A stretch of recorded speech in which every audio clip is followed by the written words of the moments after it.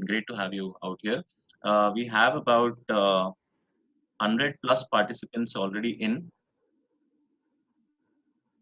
Glad to know Zoom supports that. Yeah. So I think we are good to go.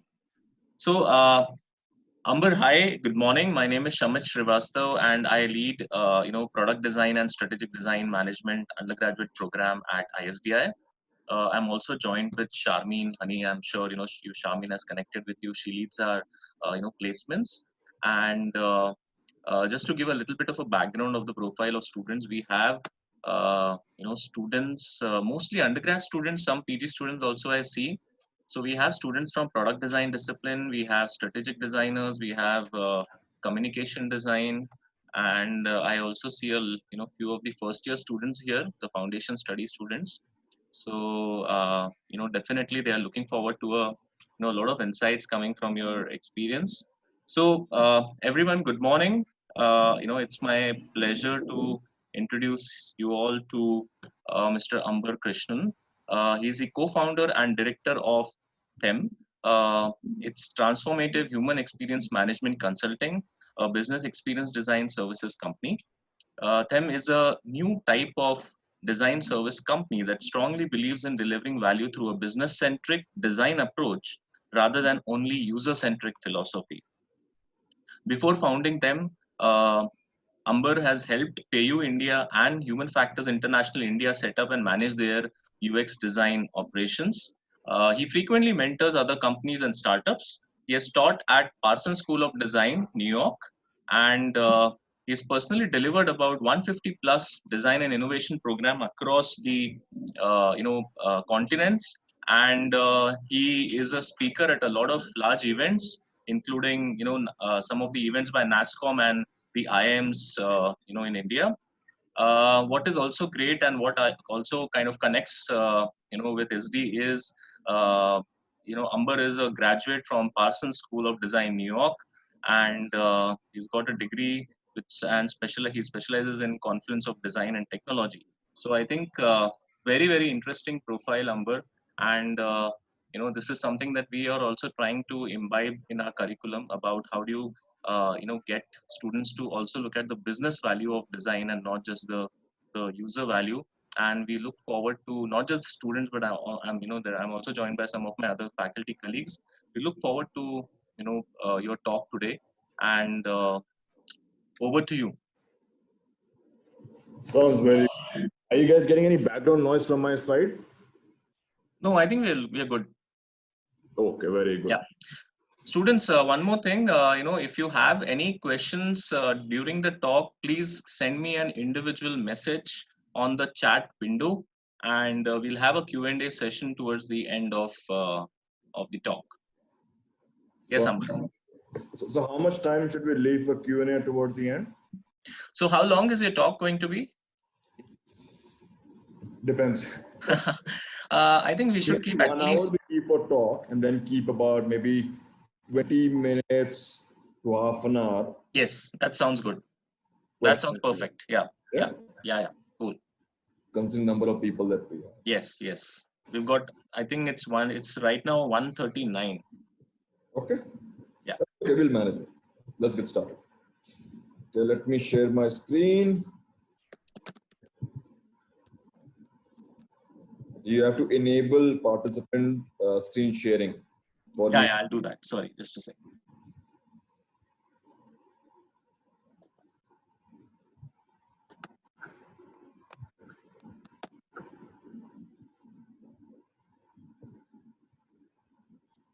So I've made you a co-host. You can share your screen now. Okay.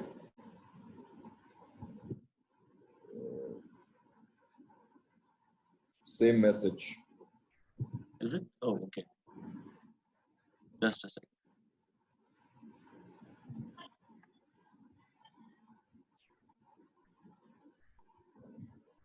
Just check now. Yeah, something like that.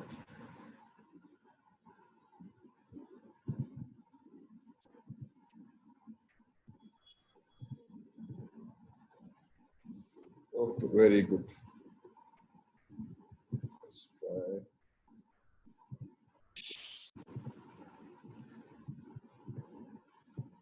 All right. Can you see my screen? Yes, we can. Go ahead. Thanks. Very good. All right, guys. So let me give some context, and any talk is always great when you have some background of the person that you are listening to. Of course, Shamit gave you a sense of what's up on LinkedIn, but I give you a sense of my journey and how did I go about becoming a designer and why did I become a designer. It gives me a lot of context to why I do what I do right now.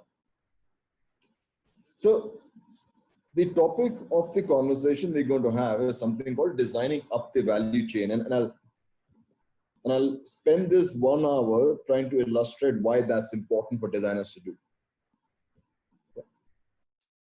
So when I started thinking about doing design, not even doing design, thinking about doing design, I approached my family and I wanted to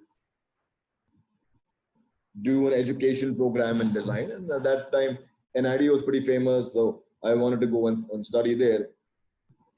Interesting was at that point of time, this is what my family thought designers actually do. Is fashion, or they'll be only doing something which is creative. They had no idea what that actually meant, and there was a lot of ambiguity in being able to start studying design at that point. In fact, I had a tough time trying to convince my family to not push me in doing engineering, and pretty much had to run away to do an ID at that point of time. Now, times have changed, and we are at a point where design is significantly more respected in the world. It's a field which demands much better compensation. It's a field which demands a lot of respect by companies and demand by companies as well. So it's a good thing to be a designer at this point of time. But what's important to understand is how do we come to this point? How do we get to this point where design has reached? It wasn't always at this point. So there was a point where, the only kind of design which was being done was mostly engineering focused, where people are building, heavy industrial equipment, in this example, building an aircraft and making sure it flies, and all the mechanics and all the technicalities are actually working very well. But then there were always incidents like this, right? Especially around the World War, they discovered, the First World War, that there was a lot of issues happening around crashes which are happening. There are a lot of human errors, as you would call it, are happening, and they wanted to study what's the issue with that. Why are humans committing these errors which are causing serious loss of life and financial loss to these companies as well? And then especially in the case of this aircraft, they discovered that the controls, the way the controls were designed, were very confusing for the pilots. And often they would make a mistake between the landing gear control and the control which would actually control the flaps of the plane. And the challenge with that, of course, was that when they wanted to take off, they would actually put the landing gear down or do something else with that. Or when they wanted to land and they were playing with flaps, they'd actually pull up the landing gear and crashing. So at that point, a field was born where they decided that it's important to understand humans as well if you want to make machines work very well. So you have to go about understanding their physiology, a bit of the psychology as well, to determine how do you design for human comfort. And there's a lot of focus on different parts of how the brain tends to work and how it influences designing for those parts of the brain. How does visual system tend to work, memory tends to work, motor tends to work, intellectual cognition tends to work as well. And then how do other basic instinctual thing which comes part of your older brain, right? Your limbic system, emotion, food, fear, procreation, how all of these things influence how humans tend to use machine. You have to understand all these different things, right? There's some of the science like this, for example, which one of these texts would be faster to read? If we have everything in capitals, would that be faster to read? Or if everything in small case, would that be faster to read?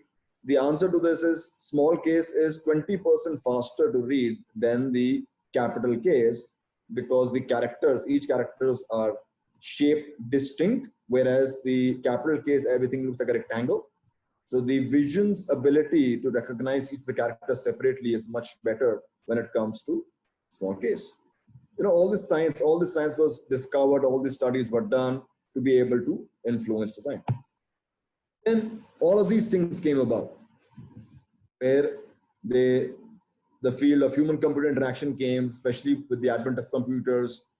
Then ergonomics, cognitive, social, behavioral psychology, some of the psychology which are more focused towards design work, ethnography, product design, library science, a lot of these different disciplines and many more disciplines came up, and they were contributing to designing better and better products. Having said that, even though all this science was available, still there wasn't a huge focus on designing better software and better products till a period of time. Right? So up till 2006, remember that companies could not care so much about the design of the product. And when I say design, it's not just the cosmetic design where you're making it look better. In fact, yes, there were companies in India, there were companies abroad which were focused on furniture design, and they focused on automobile design, and they were interested in how well can you make the bike or the car look or the furniture look. Yes, that was interesting. But the true nature of design, where you are thinking through designing for the human being, that wasn't a strong focus. And the example is that people are still using softwares like this. Command prompt based software, there's a huge focus on that. But then something changed at one point of time. In 2008, iPhone launched first device along with an app store. And this app store was very successful. There have been app stores launched by other companies previously, but this time this app store was very successful. And a lot of people started building apps for this, and they realized that they could get rich. In fact, I had a cold fusion teacher who used to teach me cold fusion, which is backend programming language, which was from Microsoft, which is nobody uses it anymore. It's pretty much dead. But this chap was teaching that to me, and he told the entire class that he's going to quit as a faculty and he's going to start building games for iPhone. That's what he's going to do. And he opened a company called Lima Sky. And the first game he built was called Doodle Jump. So I don't know if you guys know about that, but it was one of the first few games in iPhone. And this game did really well. In fact, he pretty much became a millionaire overnight. And by the end of that semester, he was gone and he was running his own company. Now he makes a lot more other games, etc. So people realized that there was a correlation between, good design and getting rich. In fact, it became so important, especially in today's world, that more and more digital services came up where the time taken to think, build, and deploy has been greatly reduced. So the value of design became significant. Right? So services like Uber or the hundreds of services that you guys now use, which is digital in nature and other pieces as well, now started embracing design in a big way because they saw the value of this, and they saw the services which are better designed are obviously performing better. And we entered an era in a civilization called the experience economy, or some of the people call this a discipline economy as well, where companies compete based on the quality of experience they can offer. The nature of services might be similar, but they often differentiate based on the experience they can offer. So Ola versus Uber, Zomato versus Swiggy, a lot of these guys are playing on this. Can we offer a better experience? And this is not just with software product. This expectation now percolates to all kinds of products, physical products, white goods, consumer electronics. All those things are required to provide better and better experiences to be able to be competitive in this kind of economy. And then because experience work is very, very important, you found that design-led companies started doing better as well. Companies who were not investing in design work, they were lagging from their financial performance, whereas companies which were actually doing this very well, they started making lots of money. And of course, the correlation between that also was that this is a great time to be a designer because the number of designers required in the world drastically went up. In fact, we still have a significant shortage of designers in the world. So I don't know if you guys know it, companies are still struggling to find enough design staff to support their needs. I mean, looking at the number of people that you have in ISDI right now and other design colleges, you would say, oh my God, we have so many design people going out and it's going to be tough competition outside. It's true in a way. I will not say that it's not going to be tough competition because the competition is on how good a designer you are at. But having said that, there is still a huge demand for designers outside at this point in time. So it's a good time to be a designer. And in fact, this is a good time to be a designer as well because now designers are fairly valued, right? So at the time that I was dating my wife and my father-in-law figured out I was a designer, my chances of getting married to her drastically reduced at that point. But now it's kind of opposite. So yeah, if you're a designer, you're definitely getting married. So time to be a designer. Yeah. But all of this school time that we are going through, right, where experience economies become really key, and companies are being competitive on experiences. They need designers to come and build experiences for them. But it's very, very important to think where this kind of work is heading. Right? And since some of you guys might be close to graduating from Parsons, some of you guys might be in the early years of studying there. You guys need context of how the field is going to be changing so that you are ready for that. Yeah. So the challenge is that the design industry, this is not just India, still around the world, mostly just does this, just makes good looking stuff. So good looking physical products, good looking software products, and that's pretty much what they're valued for. Sure, there might be some people who actually find this work interesting.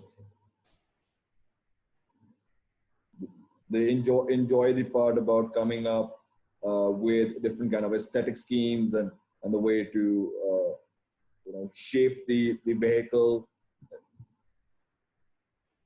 That is required, definitely. It's a very, very important part. We can't do away with that. But just doing that, there is a challenge with that, right? So if you're just focusing on doing a lot of that kind of work, the challenge you're going to find is that you're probably not going to be doing work which is very high up in the value chain. Now I'm going to use a metaphor to explain what a value chain actually means. Right? So you guys would have studied food chain in school, right? Food chain says, yeah, there are smaller creatures, then the larger creatures who eat that, and then there are bigger creatures who eat that, and then so on and so forth. There is a hierarchy to the entire model.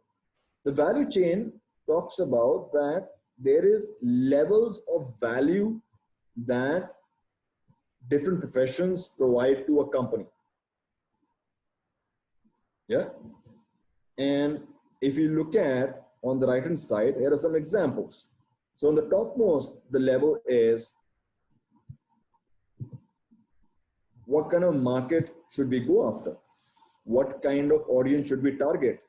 And how do we go about running the company in terms of P&L, profit and loss, projections, budgeting, doing all those things. And then once that is planned, then the next rung of people work towards what kind of value propositions and the scope of products can be offered, products or services can be offered to our audience.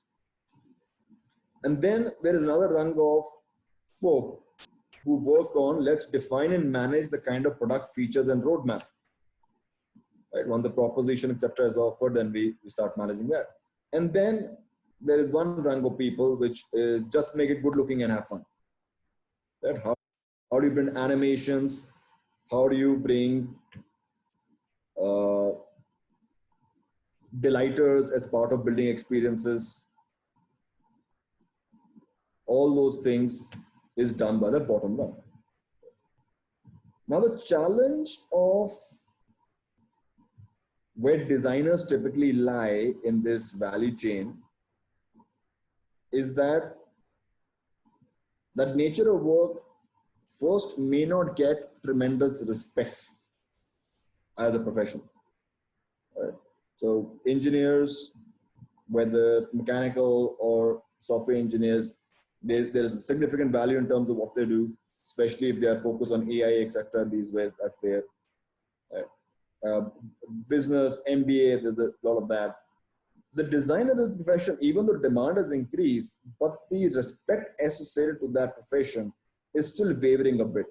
And it's very important to think about this, because when you spend your life doing something, it's very important for you to want to be respected.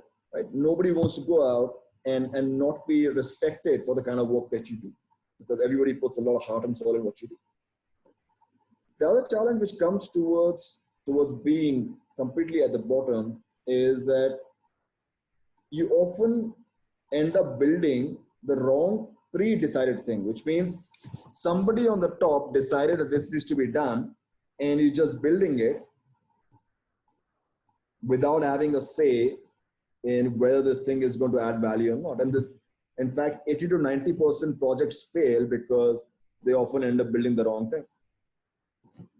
And then the other challenge is designers don't do what is called business-centric design, which means you don't understand KPIs, you don't understand the correlation between the KPIs or the business metrics to your design. Like how will your design actually make a difference to a specific business metric? Right? That's a pretty complex thing to do. And it takes experience and takes understanding to associate how your design intervention is going to make a difference from a business metric point of view. And then the process for building products in the entire company is also not truly user-centric. What that means is, because if only at the bottom rung you're doing user-centric design where you're just trying to talk to users, but what about the decision around how the market or the target was defined at the top? If that was done mostly on gut feeling without actually doing real research or understanding around that, automatically whatever you do below that is going to be a challenge. So this is a value chain for your reference to give you a sense of, in the hierarchy of things, when you go out of your academic and educational environment, where typically designers are lying right now and where you should think about going. Yeah. And the reason why you need to think about changing that focus, right? Because some people will be like, yeah, I'm happy doing this. Why should I change? The reason why you change that is because the world is going to change. Right? Enough companies, Google especially, is working heavily in terms of building systems where everything is componentized and ready to use, which means the amount of design intervention that's going to be required is going to be lesser and lesser. They are going to be entrepreneurs who can pretty much build their entire app or their product themselves. They don't necessarily need for you to be helping them build stuff in the middle. So they can use WYSIWYG softwares and they can just put things themselves and you can get them running. And a lot of these kind of services are coming, whether it's about making videos. So the art of making videos, for example, for ads or promotional videos for companies, that was a big deal. Now you can download apps. Yesterday I was seeing an ad for an app where you download this app and it makes amazingly short video with all the animation and stuff you require on top to be able to promote your company. And you can do this on a mobile device. You don't require the processing ability of a full-blown computer to be able to do that. You can do that on a mobile device. So a lot of these things are happening. Canva is an example where a lot of the marketing templates, ready-made templates, etc., are available. There's enough happening in the software world. So there's this super templatization of things are happening. And on top of this, AI is also coming as well. And it's interesting to see how companies are employing AI. So there's this book, if you guys want to read, which gives you a sense of the basics around AI. Because see, AI is a very misused word as well. The reason why it's misused is that companies are quoting this in almost every single context. So it's important for you guys to get a sense of what it actually means. So Pedro Domingo is one of the pioneers in AI. He's actually a professor at a university, and he and his lab actually works extensively around AI and how you can apply this. So this book talks about different kinds of AI algorithms and methodologies, and how his team is working towards integrating all their methodologies into one to create a more robust AI method. But it gives you a lot of knowledge and history around different kinds of AI methodologies and who all research behind that. So it's a good reference. So coming back to Google, right? So Google is doing a lot of work in terms of making ready-made AI components, which can be directly plug and play. In fact, they're doing a lot of work in terms of being able to get AI to build software for you as well directly. You give them a goal and an objective, and the AI will build you your software. You don't have to make the same thing again and again. There's a lot of inefficiencies in the software development process, which will completely get ironed out from this, right? And then they're working towards the future like this. I don't know if you guys have seen this movie. This movie is called Her, and Joaquin Phoenix is the protagonist in this movie, and it gives you a very interesting view towards what the world with AI in the future is going to be like, and a very realistic view. It's not the Terminator kind of view, but a very realistic kind of view is given. So it's a good reference for you to see, also because this movie is based off a writing piece by this gentleman called Ray Kurzweil. And Ray Kurzweil is a futurist, and he's written a book called the Spiritual Machine. And this book talks about how the humanity will progress, how AI will do what kind of things, and how practically it will be used. So this movie is actually based on top of the book. So it's a good read to do that. Having said that, now with the advent of AI and all of this automation work that's happening, the populations, especially India and China, are not decreasing, they're significantly increasing, which means that at one point of time, you're going to have a lot of people on the left as well as a lot of automation on the right combined as well. And the challenge with this kind of combination, you're already seeing it, but this is obviously going to increase more and more, is you're going to have more issues with joblessness, right? All companies are trying to move towards automation to try and reduce the amount of manpower they require to increase their profit margins, which obviously means they will employ lesser and lesser people. Right? We're already facing joblessness issues because of COVID situation. All of those things are happening. Right? So yeah, there will be an issue where there is no jobs, and a lot of the automation will start eating that up. Right? Which is where it's, this type of work, if you're very low down the value chain, bottom right hand side of this slide, so this type of work will start becoming commodity very soon. Right? You can take about 4 or 5 years from now, a lot of the typical jobs around design will start changing. Okay. But what's important to understand is AI may not necessarily solve problems like this. Right? So this hot drink called urinal, and like, obviously things went wrong somewhere. And it went wrong in the absolute topmost level, which means, well, who's the target that you're designing for? What is the proposition? How are you going to make money off it? What is the strategy around this? All those things happen at that level. This is not at the point where you're thinking about the packaging, how to design the packaging. It's absolutely at the beginning, what they're building and who they're building for as well. And for the foreseeable future, the AI will not be solving these problems, and you will require human minds to be able to solve problems like this. Right? Which means in the value chain, you need to start thinking about moving up. You have to start thinking about taking up roles which are around defining and managing what the product does, or coming up with a value proposition and scope of the product, or even being at the level where you're defining company direction. So I write extensively about this, that how design work needs to change. And this is one of the pieces I had written recently. So if you guys are interested, you can go and read some of these things. There's more details and more references within this for you to go and look for. Okay. Now, if we say that design work is going to change because the world is changing really fast in that context, what roles can you play in this changing context? How do you move up the value chain? That's a question. Now, the question is, should I be doing communication design? Should I do UX design? Should I do product design? I also heard strategic design. Now, what should I be doing to be able to get to this point, to be ready for the future? And the answer, it doesn't matter. It doesn't matter what you study right now in your school. Because whatever you do right now, your educational is foundational in nature. You can become anything you want in your life. From any of these disciplines, if you want to be a UX designer, product designer, graphic designer, entrepreneur, product manager, you can be whatever you want in life. There is no limit. And this is an interesting saying that I use whenever I talk to students in universities. Very important to understand, because designers often in universities talk about the concept of talent. That I was born with this talent, or I have a talent, more talented for this.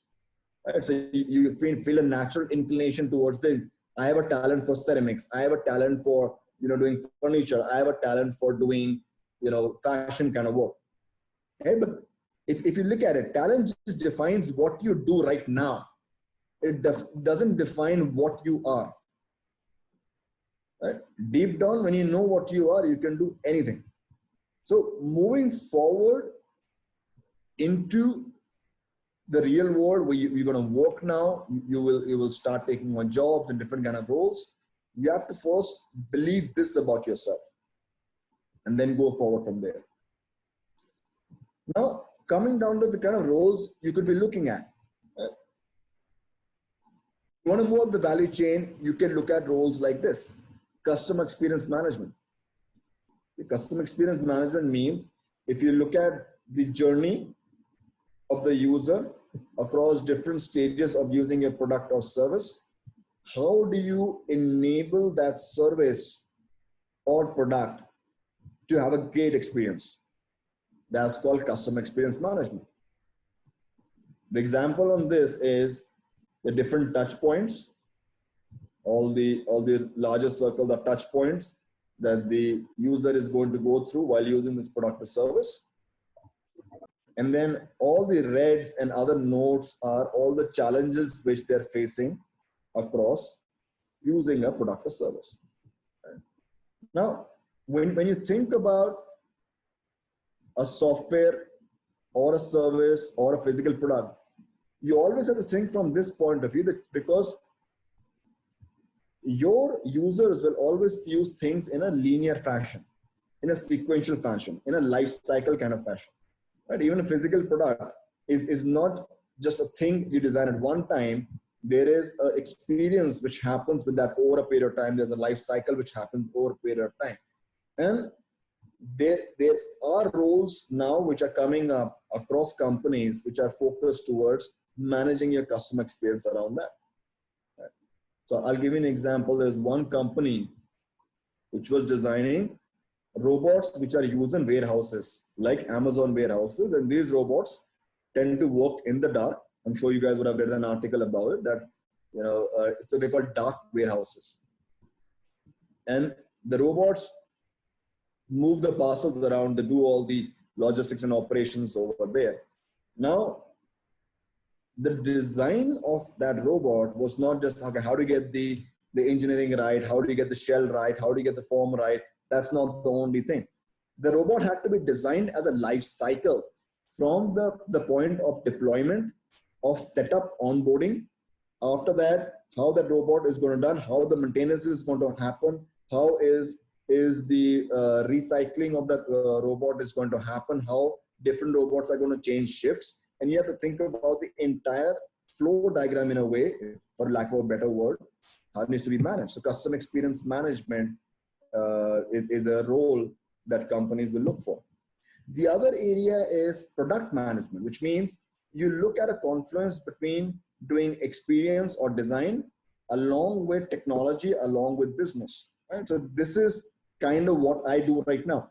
I bring a confluence of tech and business and experience to companies and help them really build something from scratch. You come up with an idea, you take it from there, you think from a business point of view strategy, then you enable it with tech and you build experience, flesh it out, take it, and you actually launch it around it. So this is a great area to think about that as well. And very soon in the future, people who do product management, which is product owners, will actually be doing everything almost themselves, which means they'll be writing the code, because the softwares which do this have become easier and easier. They will be coming up with the visuals because they have WYSIWYG, software which they can put these components together and combining them with their ideas, and they'll be able to launch all kinds of ideas just by themselves.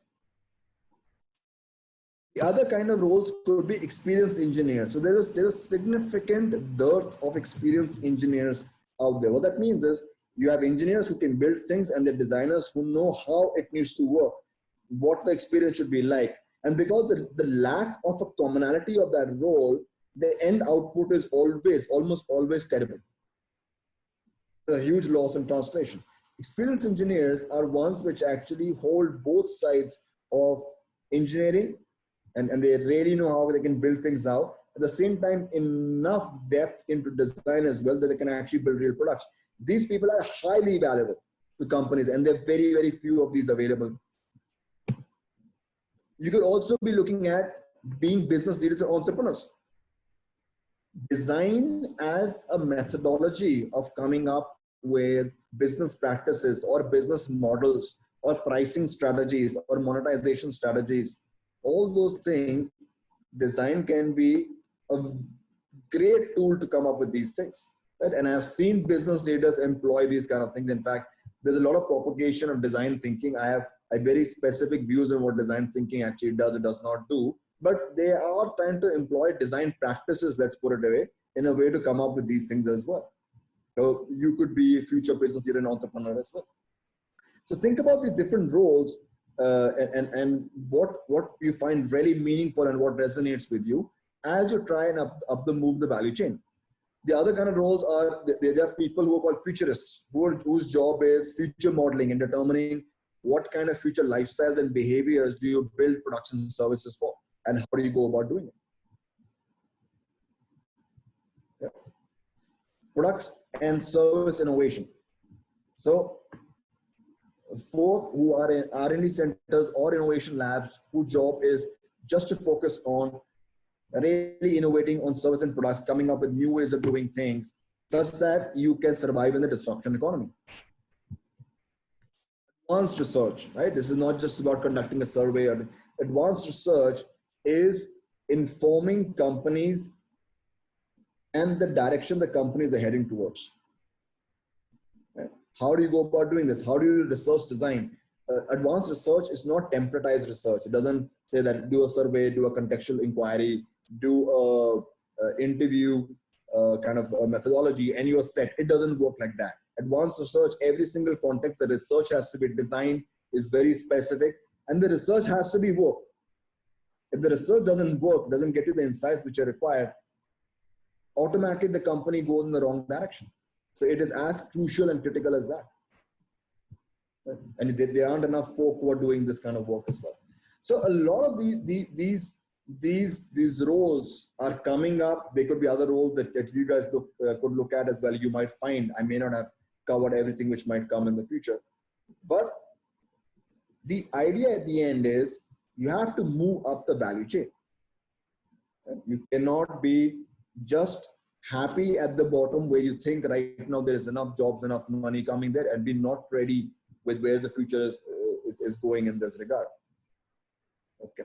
Now, how do you go about getting ready for these kind of roles? Now, the way you get ready for these kind of roles is first breaking free of conventional educational mechanisms, right?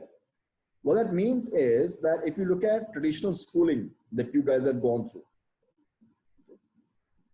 traditional schooling is actually a product of industrialization. Often it's called industrial education, which means you take a bunch of kids and you teach them exactly the same thing. You evaluate all of them exactly the same way to make sure that all of them are of equal or at least optimal quality level before you put them out in the world. And the things you teach them allow them to be able to operate machinery or operate things in the industrial era, which means where people almost were acting as parts of machinery. So you've got a lot of people required to go and operate a factory. A lot of people are required to, operate large scale services around it.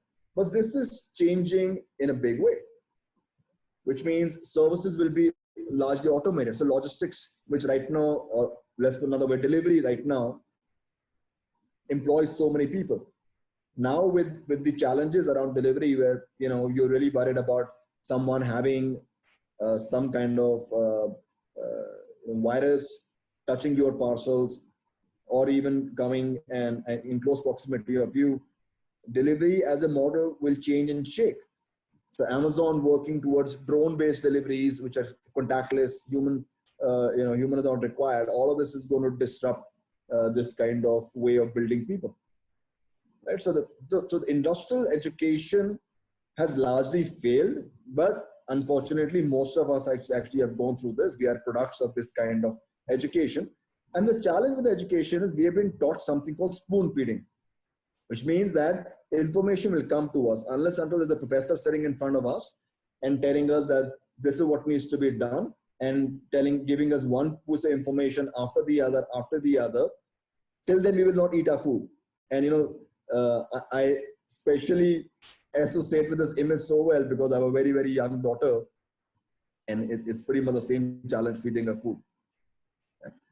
This is not going to work. If you want to grow and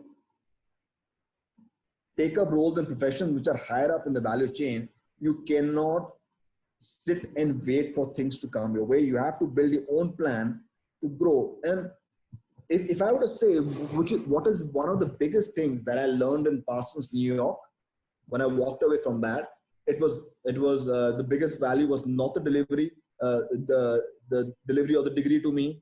It was not, what kind of courses and amazing faculties I'm interacting with. Is the thing that taught me to learn how to learn. And how do you do precedent analysis? How do you do a thesis? How do you go in depth of a subject? How do you get your own information? How do you teach yourself something to be able to make something?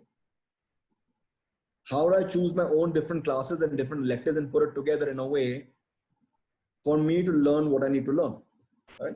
And that was really powerful as an epiphany me, because what you realize is doing design work is not one thing.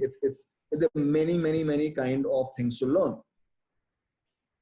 There's a bit of marketing, there's a bit of product management, there's a bit of psychology, there's a bit of library sciences. There are many things, skills that have to be learned over there, right? And you have to have a plan that you build around there, and you cannot just go out in the world where you are focusing on something called design thinking, because design thinking is just this popcorn kind of methodology which Stanford invented to try and convince that everybody who's untrained in really doing design work can start employing this way. It doesn't work that way. It's not about putting post-its on a wall and suddenly design starts happening. It doesn't work that way. It's also not about just learning software. Which portion of time that the staff that works with me, it's the staff which works with me at PayU, right? So I manage the team at PayU. I manage my own company's team as well. I see a huge focus on software. Most of the conversations around using one software versus the other doesn't make sense, because design is not just about this. What is the software that you're using right now, tomorrow is going to change. It's just a tool for building something. Okay. The kind of things you have to really focus on, and this is not just in the context of the COVID situation, is also how the world is going to change, because companies are going to shrink their workforces moving forward. They're going to rely on more automation, which means you will have to be able to generate your own jobs. There'll be a lot more uncertainty in having employment, which means you have to build resilience to change, mental resilience to adversity. So you guys have been sitting at home for quite a few days, and I'm quite sure it's frustrating, but this is a situation of adversity. Does your mind have the ability of being resilient to any kind of adversity and still be able to do things, right? Think of it this way. I need to run 2 separate companies sitting at home. It takes a lot of mental drive and composure to be able to drive that. So resilience is a very important skill. You have to think about building tenacity. Tenacity means when you start doing something, you do it till the end. You don't drop it halfway just because you lost interest. Amount that you learn in building something which fails, or building something till the end which fails, is tremendous. It takes tenacity to actually build something of that sort. So be tenacious. These are very, very important skills if you want to survive in the coming new world. Right? Build thinking skills. Don't just build software skills, build thinking skills. So in the traditional form of education, very few of the thinking skills are built, which are more around memory and a bit around applying cognitive processing. But there are many kind of thinking skills which are employed in design work. Lateral thinking, critical thinking, picture thinking, future envisioning, zoom in, zoom out. There are many kind of thinking which are applied. And you have to be able to build skills around that. In fact, I've recently written another article on how do you build these kind of different kind of thinking skills. Okay. You have to update your methods and techniques as well, which means you have to figure out how innovation is done, how customer experience management is done, how product management is done. There are enough books and sources out there for you to understand how these things actually work. Yourself in that context as well. Entrepreneurship, again, a misused word. Get to see this thrown around everywhere. Entrepreneurship is a lot to do with understanding financials, lot to do with understanding people, org structures. It's pretty hard. It's not just one day you wake up and say, I will open my business. You have to understand how companies tend to work, and entrepreneurship takes a lot of effort in being able to understand and manage all those different things. But yes, you have to learn the skill as well, because if the jobs are going to be an issue moving forward, then you have to move up the value chain and you have to take up entrepreneurship as well. You will have to set up your own kind of companies, whether you're giving services, maybe design services or some other kind of services, or open your own product companies. How is that done? How do you start today if you want to set up a product company? It's hard. What all components do you require? How will you manage operations? How will you manage HR? How will you manage compliance? There are many things which come to play there. Right? The other thing which is very important is communication skills. I'm sure your professors have been stressing very hard for you to improve your communication skills. I cannot stress on how important this is in the real world. There is a tremendous difference between good communicators and average communicators. Forget not even bad communicators. Good communicators and average communicators. There's a tremendous difference in their ability of being successful out there just by the communication abilities. So you have to focus on this. You have to get down to public speaking. You have to be very comfortable with this. You have to learn the skills around this. It's a very important area to work on as well. Now, I stress heavily on this. In fact, this is what I teach at universities as well. This is what my company is focused on, doing business experience design as well. That design is about looking at business success, right? The nature of the business or the objective of the business could be anything. An NGO which does not have an objective of making a profit is still of a business of a sort and will have objectives. So you have to work towards business success, which means you have to understand how business works. How does profit and loss works? What is top line? What is bottom line? What is GMV? How do those things influence your design? How can you help move those metrics up or down? You have to understand those things. You have to learn real research as well. There's a lot of fake research which is out there. As you head out in the industry, you will slowly realize a lot of research is done for the sake of doing research. It's not really adding real value and insights. A lot of it actually is fake in nature. Real research and the many methods which can be done around it is fairly tough to do. It's a very advanced skill that has to be learned, and you have to start going deeper into understanding how do you design research, how do you apply these techniques, how do you truly get the insights you're looking for in that context. Project management is very important as well. So one of the first challenges which staff learn when they start a job is that they don't know how to estimate how much time they will take to actually finish some work. So if you can't estimate how much time you're going to take to finish some work, the chances that you'll be able to achieve that project on time, not very likely.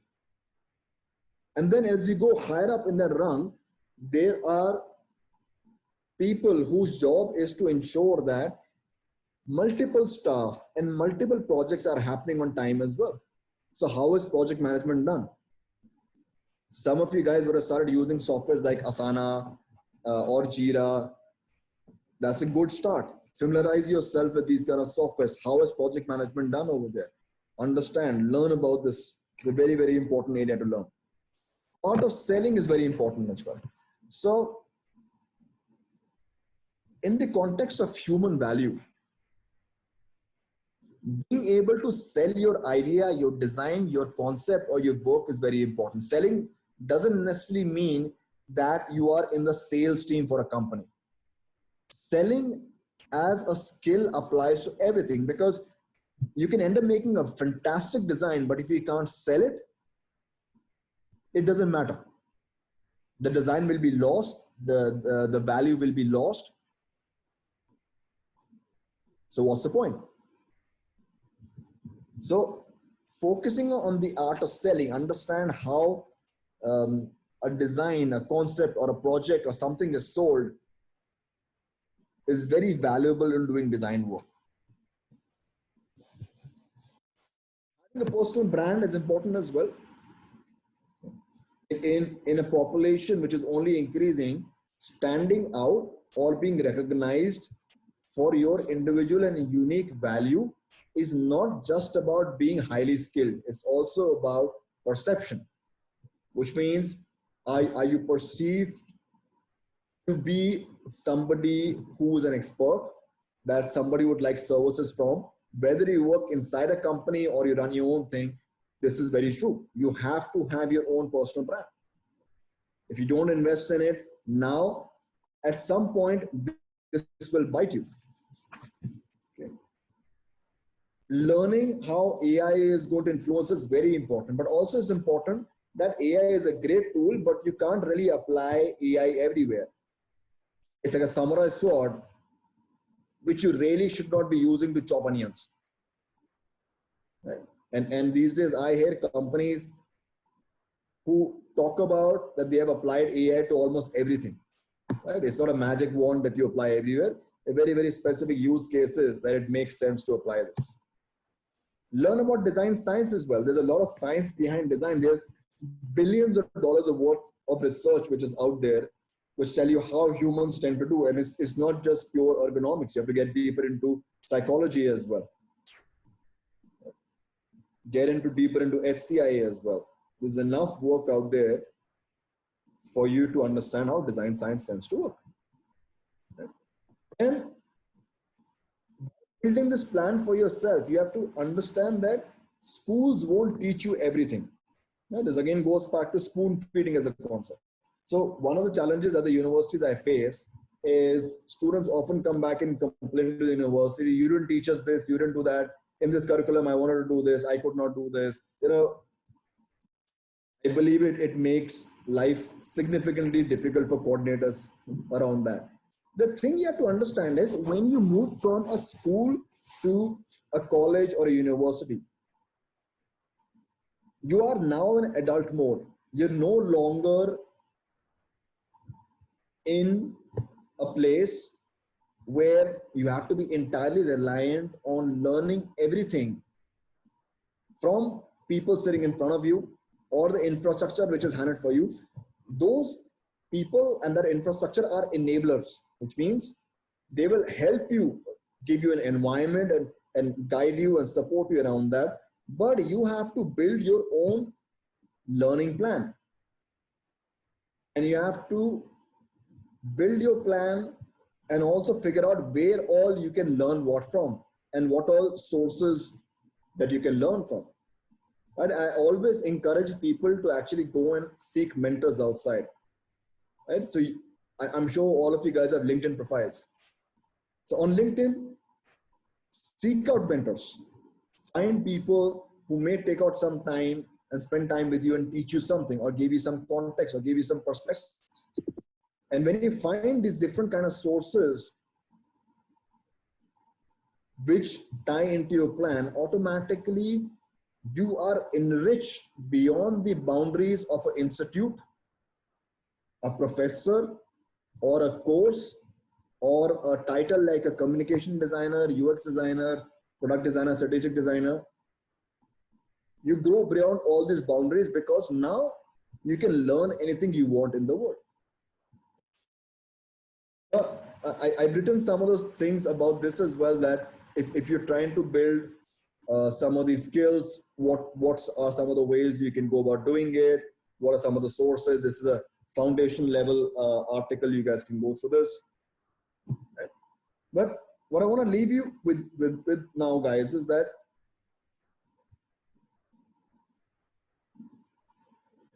through all this, with this changing world, with what's happening with automation, with what's happening with situations like COVID, all of these are accelerating change, which is coming to you. And you have to start thinking of how do you move design as a profession up the value chain and build an eternal dissatisfaction with just doing design the way you're doing it. Right? If you're really happy with building something in X software or going to the workshop and polishing wood or MDF and form different shapes and you're happy with that, don't be happy. Because that's the way you will differentiate and survive for yourself. And keeping these caveats in your mind, I'll say these are the main takeaways from today's conversation that we had. Design work will change. Learn to embrace new roles. Build your own plan to upscale and start moving up the value chain. Yeah. That these are ways to reach me if you guys are interested in further conversations. I will stop here. Shamit, you can take over. Right. Thanks, Amber.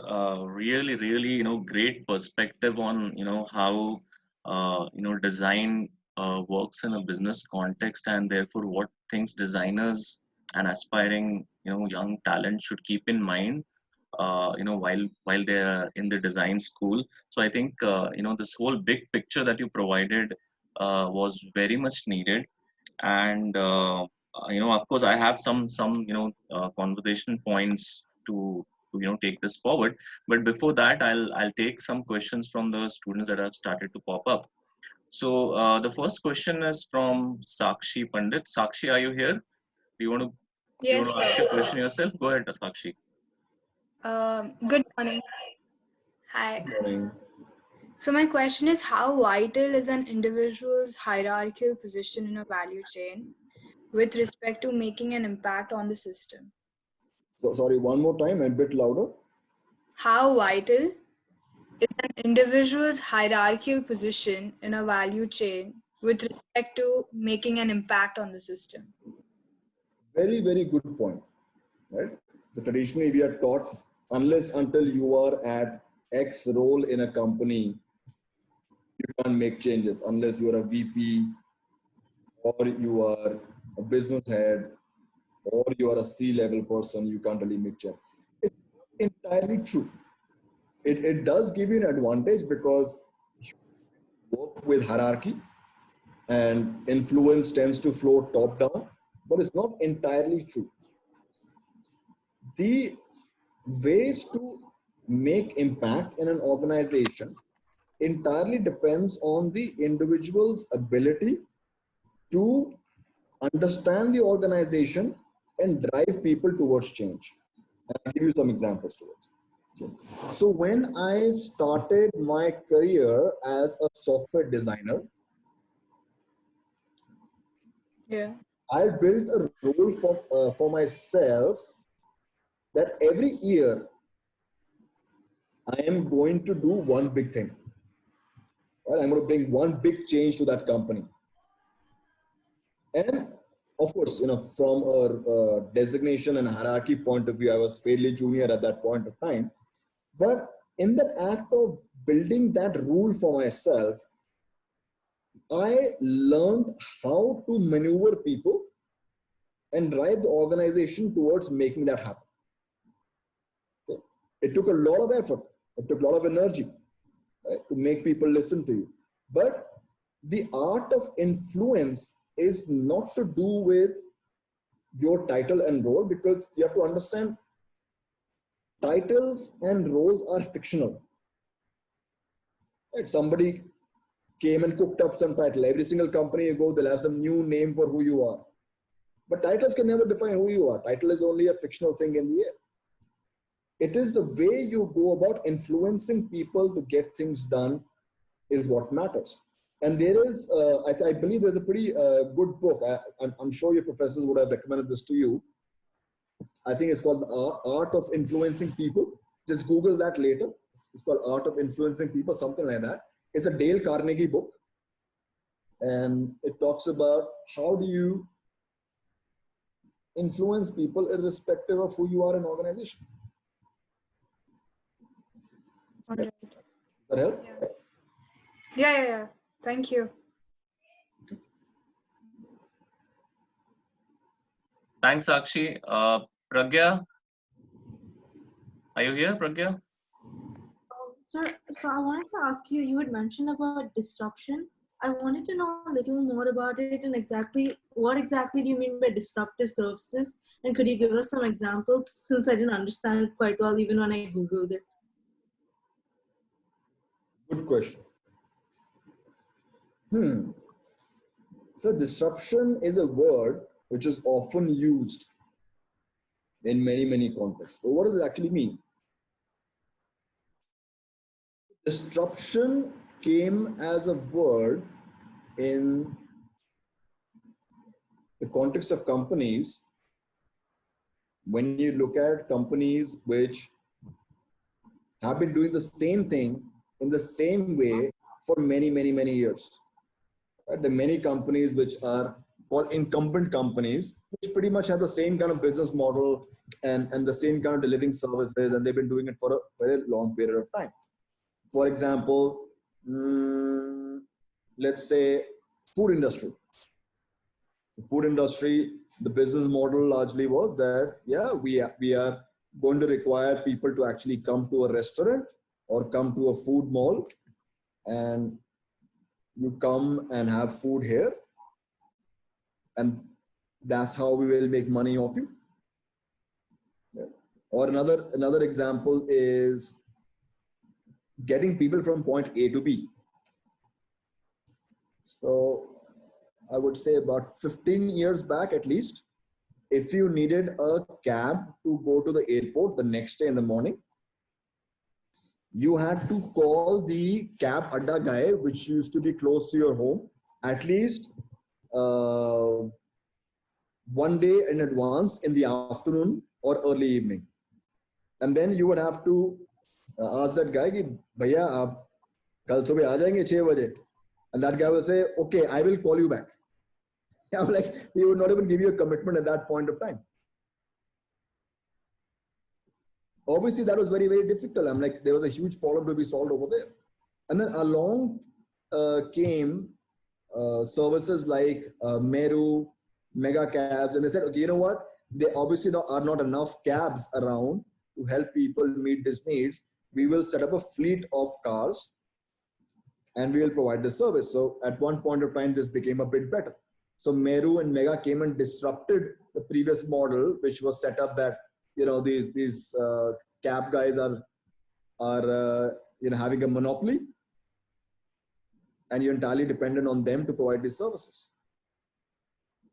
And when Meru and Mega came up with these services, the cab guys obviously had very tough competition, and their businesses got disrupted, and a lot of these businesses got shut down.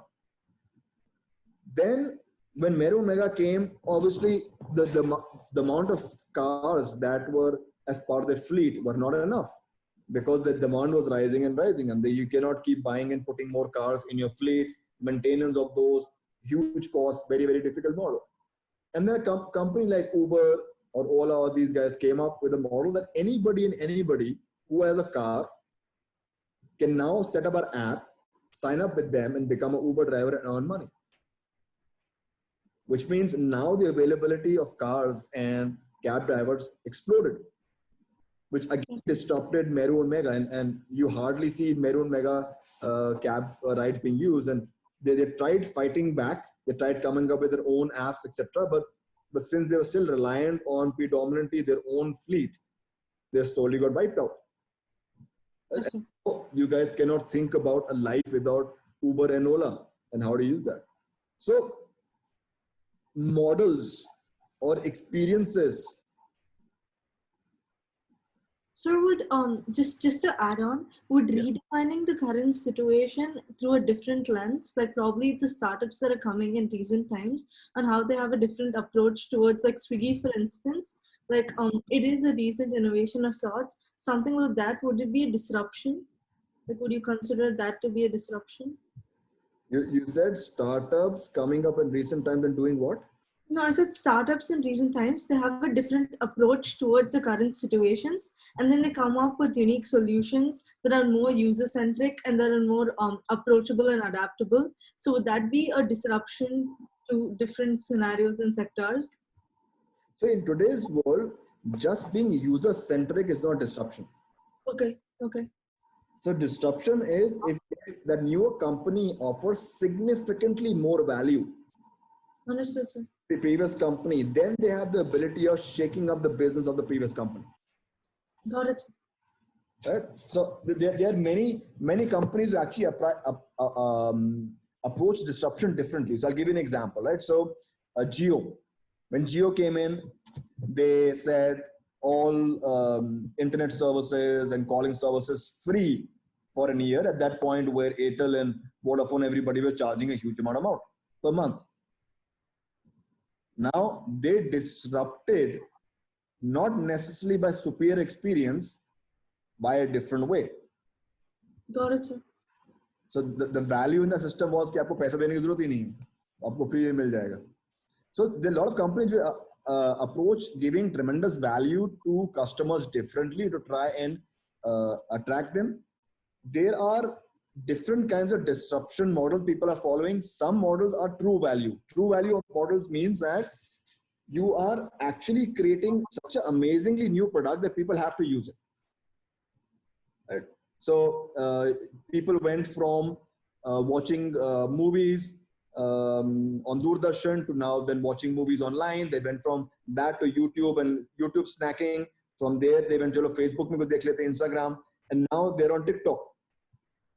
If you look at TikTok, and no offense to anyone, but it's nonsensical few second videos which don't really mean much, but it's disrupting because it's adding different levels of entertainment to people. But still creating that kind of psychological value, which is true value. But there are other companies which are creating value by what is called burning cash. So this is Geo says, I will burn so much of cash that I will take away a huge amount of people out of other people. My product is not technically superior. It's not experientially superior. I will do that. Similarly, if you look at Paytm, all these things, they said, okay, do transactions through me, not necessarily because my transaction process on a payment process is significantly superior, but I will give you money for it. So those models are often very shaky. They will shake the market, but they don't bring true disruption value to the market. And the other kind of models where you're building actual products which bring tremendous value, that's definitely where designers like you are very much required. Thank you, sir. Understood, sir. Thank you so much. Okay. The next question is from Purva Parab, and I think her Wi-Fi has got some issues. So she's saying, how do you render the skills and also keep the drive to learn? And any tips on how to unlearn? Okay. It's a very philosophical question, and I'm going to answer this with a bit of philosophy. So the biggest challenge in today's world for all young people is being able to master your mind.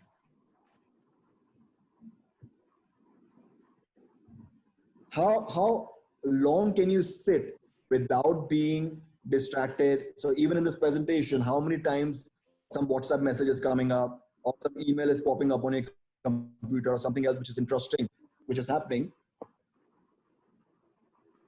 Now, while it's entertaining, but all of these things have tremendous destructive power on your mind as well, which means you lose the mastery on your own mind. If you want to achieve anything in your life, when you say that, how do you build the motivation to learn something? It starts with how do you master your own mind? Are you in control of your own mind? You have to treat your mind like an organ and you say, am I in control of it? Or my mind is going some other direction. And because I'm working from home or studying from home, whenever somebody is not looking, out comes Netflix or WhatsApp or Instagram. If you are able to master your own mind, then realizing your dreams becomes far easier. Your paths to your goals become far easier. So my recommendation is think about how you can achieve mastery of your own mind, cut down your distractions. One of the best ways of doing this is every day you keep X number of hours where you switch off all devices. Keep your phone away, switch off internet on your laptop as well. You don't need to be on Google all the time to do your work. Stop getting all these services to pop up things towards like, do this, do that, ye dekh lo, wo dekh lo. Keep that up. That's the first. That will give you tremendous motivation to do it once you have that. Okay. The other way of driving motivation in your life is physical exercise. Even though you're not able to go outside, guys, you have to invest in physical exercise. You have to do yoga, etc., because that improves mental health. And trust me, when you do that, mental health goes up, your motivation in life becomes tenfold. You will get up and you're like, Aj, I'm going to do this. I'm going to learn this. Definitely going to do this today. Right? And then unlearning is not necessarily something which you have to consciously do. When you move towards doing more things, automatically your mind and body moves forward. Automatically it brings in more information and keeps whatever it finds relevant moving forward. So you don't have to consciously say, this is my unlearning plan. It doesn't work that way. Keep an open mind, master your mind. All right. Harsh Bhatt. Yes, sir. Go on. Yeah. So my question is basically being someone who wants to get into the field of UX in the future, and considering the way the entire COVID scenario is going, what further skills would companies be looking when they hire students like us either this year or next? Considering that already some employees have been laid off because of no funds or XYZ other reasons? Okay. So to my knowledge, UX designers have not been laid off because that's still required, and they're usually very few in companies. Now, the question you're asking me is more near term. So I'll give you a near term answer because in the current scenario, what the companies look for, I can tell you that. But again, with a caveat that look towards a longer term picture, this is going to set to change as well. It's going to remain the same. Near term, largely what companies look for is two things. Do you have the ability of doing UI design? Okay, which means you're able to use the software, you understand how to use the controls, interactions, the flows, etc. And are you able to do what is called metric-led design, which means you build flows and journeys which actually achieve business objectives. If you can demonstrate these two things, mostly you are set. 95% companies don't really invest or understand user research. So they don't really care so much about it, even though they might ask you in the interview, but in their actual practices, they don't employ it. That's mostly fluff in the air. So these two things is what they look for. So if you want to start building skills for near-term jobs, you can. Okay. Thank you, sir. Okay, Zarna. Yes, sir. Yeah, go on. So I had a question. So what are the psychological or behavioral changes you think consumers are going to have post-COVID, and how will like brands cope up with it? Because if I give the examples of current time, we don't. So if we go to buy say a soap, we don't say ki bhaiya Pears dena ya bhaiya Medimix dena. We just say soap dena. So that entire thing has changed. So how do you think brands will cope up with it, or what are the other psychological changes that consumers will go through? Yeah, it's very hard to predict, to be honest. And I've been reading a lot of predictions that are being made about COVID, that this is going to happen, and this is how the travel industry is going to evolve, or this is how education industry is going to evolve, and this is what this is going to do. I don't think anybody's seen the exact future of what's going to happen. In my view, I also believe in the tremendous resilience of humankind. So I'll talk to you about this from a psychological point of view. So if you look at the demographic of the population, let's say example India. India is still largely a very young country. A large part of our demographic population is very young.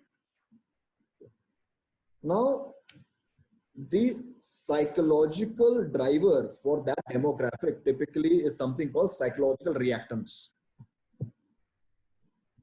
Another way, it is called "मुझे कुछ नहीं होगा, क्या फर्क पड़ता है?"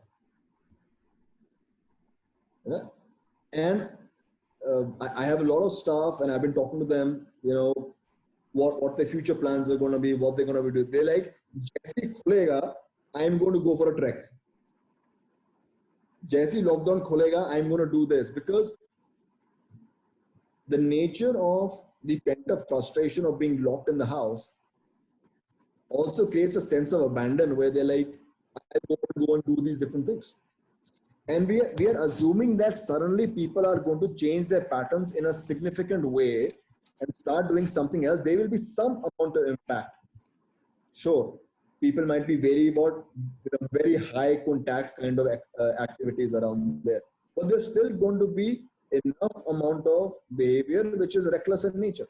So I'll give you an example. Right now, at least in Gurgaon, a lot of these shops, etc., have been opened up, and the people's movement has increased. You can see a lot of cars on the road, and people are driving around, and their behavior to how they're doing it. So you can see X amount of population wearing masks, but you can make out they're not keeping distance. I'm sure you read the article about people standing in the line for liquor and they're pretty much touching each other with no mask, nothing of that sort. Yeah. And you think that suddenly people would come and transformation happens. Yes, big events create behavior change, but there is something called behavioral inertia as well. Behavioral inertia will still keep a significant part of the population doing kind of what they were doing before as well. I'll give another example for a big event, demonetization. So after demonetization, it is expected that everyone's going to become digital savvy, and they're going to be doing transactions digitally, and cash will not come back in a big way. Cash will come back in a very small way, and there's a huge change to society. Cash came back in a huge way. Almost the same amount of cash is in circulation than it was at that point of time. Yeah, that's true. So remember that there's behavioral inertia and resistance to change as well. The demographic and their predominant psychological reaction to things tends to affect the psychological reactance. You can read about that. That's kind of how tobacco companies get youngsters to smoke. Psychological principle they use, because that in the teens, that's one of the biggest drivers of people. And younger people are going to say that, see, from a statistical point of view, only the very old people or the very young people are dying. Humko to kuch hone nahi wala hai, chalo masti karte hain. Right. So think about that. And my recommendation to everybody is that media is doing a very bad job right now. Media is doing a lot of doomsday talk, and they are just trying to scare everybody and run their ratings up so that everybody reads the articles. Don't just get carried away by that. Don't just get carried away by all the prevalent depression which media is throwing on people. This too shall pass. Right. Thank you so much. I think I got a great insight into what I was looking for. Okay, the last question is from Anirudh. Anirudh, are you here? Anirudh? Okay, I think what Anirudh is trying to ask is, what are the principles that you follow personally when you're working on a project? So we need Anirudh to be more specific on that. I think his leading more towards keeping consumer perception in mind, keeping more from a consumer lens. What are some of the principles that you personally follow when you lead projects? Okay, very good question. So, Anirudh, the way to look at building products in today's world is you have to run design in a very agile fashion. If you truly want to make something that works versus something which got designed, right? You understand the difference between that, right? So there is the difference between something which really works and something that was just designed. To make something really work, you have to work in a very agile fashion. So I'll give you an example. Right? So recently we have been working on an app which supports grocery ordering and all that stuff in a very easy way, etc. The way to do that is we do very, very short cycles of building our product, right? We just don't build click-through prototypes, etc. We actually build very small, quick products which are technically viable. And we are going and installing these APKs with merchants. And we are running very quick rounds of learning with these guys and making very fast iterations and changes to make the product actually work around it. So the way to get a product right is at the beginning, when you're conceptualizing or envisioning what needs to be done, is you do a lot of this at the beginning of the product. When you do this, the chances of the product becoming successful becomes significant before you get down to the point where you start doing production work for building the entire product in all the cases and the entire flows and journeys and whatever else has to be built around it. So when you do this kind of way of working, it enables success in what you're building. Now, this is opposed to traditional design work where each activity is scoped out to be very long. So we will do 2 weeks of research, and while we're doing 2 weeks of research, we will not be doing anything else. Then we'll come back and we'll present the insights of that. And after insights, then we'll get down to conceptualizing. So that phase-wise serialized kind of approach doesn't really work when you have to build products which actually work, especially in innovation and disruption work. So there's a different approach that have to be done to make that work. So these are kind of principles that I imbibe. And one of the reasons why this change has come, especially in my way of doing this, is because the world has changed so much. When I was doing consulting work, the kind of time frame you had to build something was very different. You had 6 months, 8 months, you could sit to design a product, you could build it, and someone will start thinking about launching it, and go to market will happen post that. In today's world, companies are hyper competitive. Startups want to launch the product from idea to actual launch in about 2 weeks. In this kind of competitive fashion, your principles or your methodology of how design is built completely changes, right? And even in academic world, the lengthy periods of thinking that you guys are used to, where you can sit and you can think and you can have chai around that, it doesn't work like that anymore. So be ready for that kind of world, because it's going to come to you guys as well.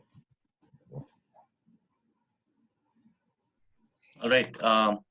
So, Amber, I had a couple of questions, and I was really curious to know, how did you discover this white space, or this area, where you've put together your company called them, right? Like, how did you even figure out that you need to work on business innovation and specifically on experience, side of things? I think I was more keen to know on your journey towards starting them.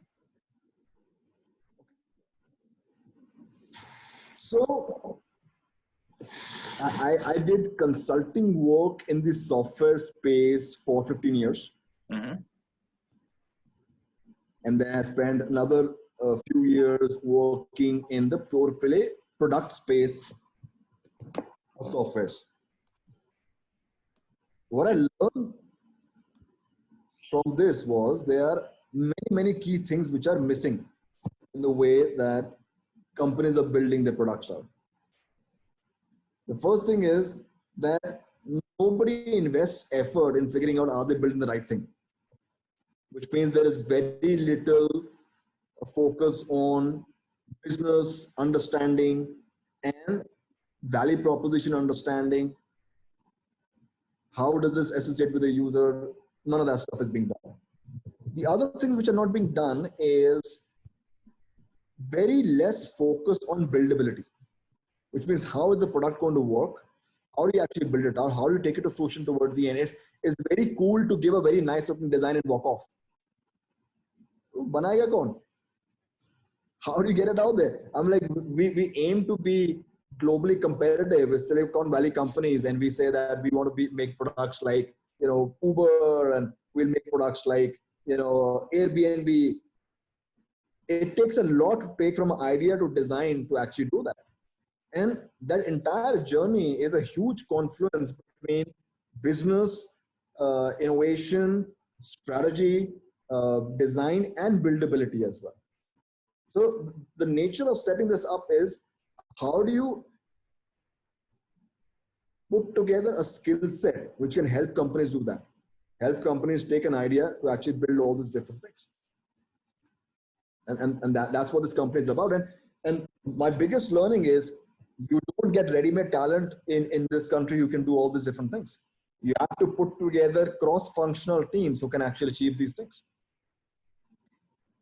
You need people who can think through strategy. You need people who can think through design, through buildability, and a lot of different roles which come together to actually make these things.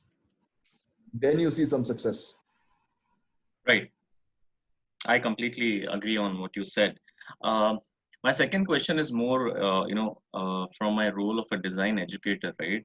You did speak of, that schools definitely don't teach everything, and it is important for students to connect to the company's vision, look at the bigger picture of the business, see how design contributes to business, all of that. So when we talk about design education and design curriculum, where do you think we should kind of not drawing a line, but where do you think design education, till what point should design education be catering to some of these things that you spoke of, right? I'm sure design education right now still is very, very discipline centric, and I completely agree with you that over time the boundaries between disciplines are going to get blurred, right? And I think it doesn't matter whether you're a product designer or a UI UX designer or a strategic designer, but how does design education in India adapt to some of those big picture and the business value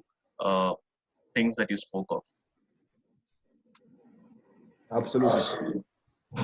So, I'll give you an example, and again, ISDI, I'm no longer familiar with the curriculum there right now. At one point, where Salim was there, I was more familiar. So, at another university where I teach, initially the design curriculum was very, very focused on creation skills. So students would spend a lot of time in the workshops, and they would play with MDF and they would play with foam. And then they would spend a lot of time on the softwares and building around that, and very little time towards other areas around how do you take a product to fruition.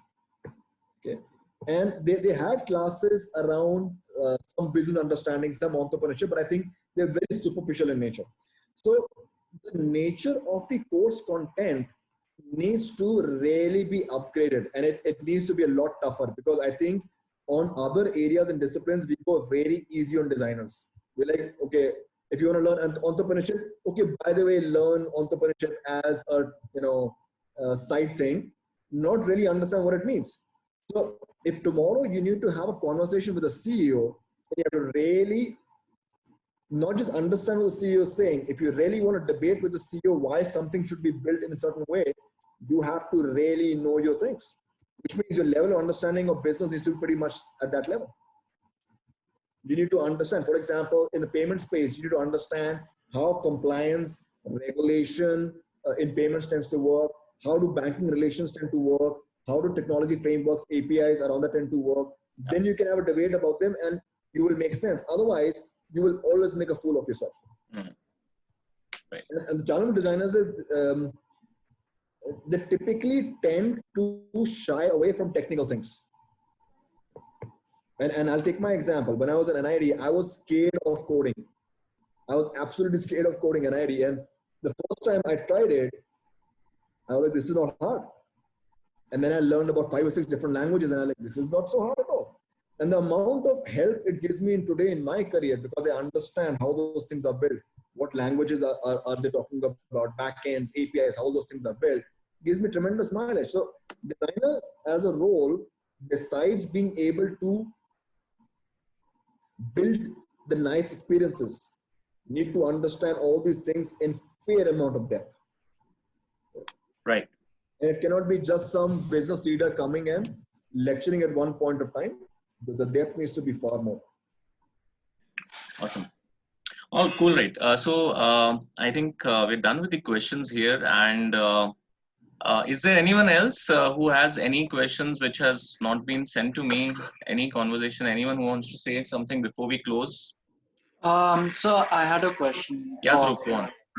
So looking at basically the copying and the plagiarism kind of a culture in, at least in India, in tier 1, tier 2 and tier 3 cities, the copying of products and services in that case, how do you still differentiate yourself and your brand, considering that it takes hardly a couple of months for these street vendors to copy your product?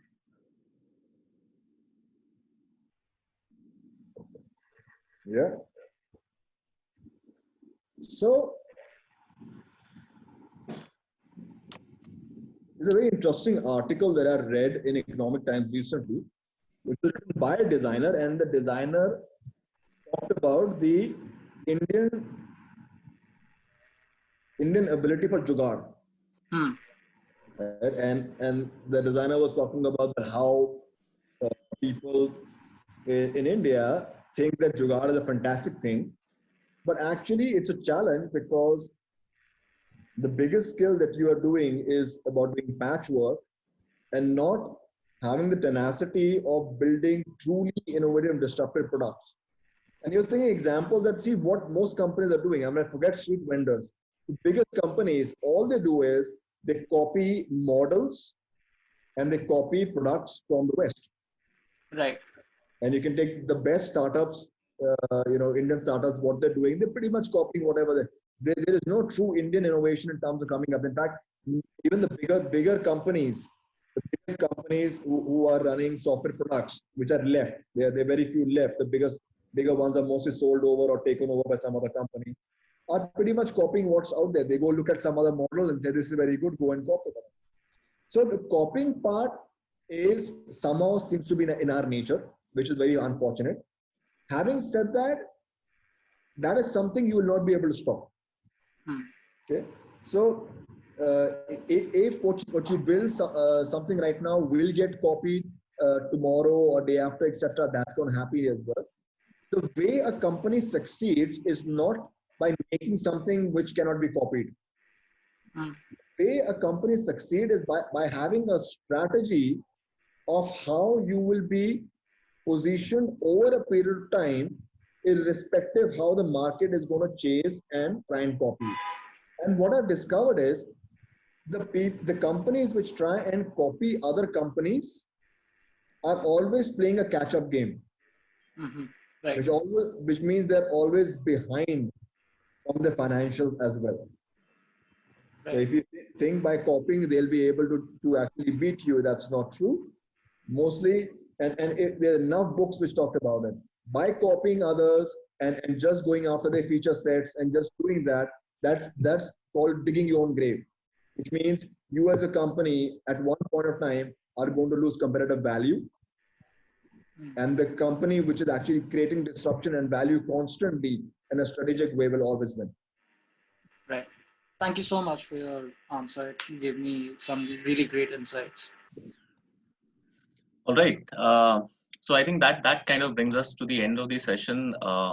Amber, I think it's been great. It's been, it kind of reinforced some of the things that, the faculty team out here is trying to build into our curriculum, out here, whether we talk of product communication, strategic design, I think we're trying to look at how do we, look at preparing our students to start connecting their solutions to also bringing in the business value, right? So you definitely broaden our perspective, broaden our thoughts. I'm sure a lot of students out here are now definitely going to be aspiring to, look at taking up roles and responsibilities up the value chain and not just, focus on jobs that just require skills in terms of making and thinking. So I think that's been really, really great to know from you. And we definitely look forward to more and more engagements and deepening the engagement with you. Right now it's been more of a webinar, but at some point maybe also taking your views on our curriculum, maybe working with you on certain projects in the future. And yeah, I think many such engagements. But this definitely has been one of very, I would say, great talks. We've had great number of participants. I think we had the most number of participants over the webinar series that we had over the last 2 weeks, and that kind of tells us how great this has been for the students. So nice connecting with you, Amber, right now virtually. Look forward to meet you sometime when things normalize. And till that time, from all of us here, take care. Wish you a good health and have a good day. And connect with you soon. Thank you so much. And very nice to meet everybody on Zoom for now. Right. Yeah. Take care. All right. Thank you, everyone. Thank you for being here, and see you all soon. Thank you. Thanks, Amber. Bye. Take care.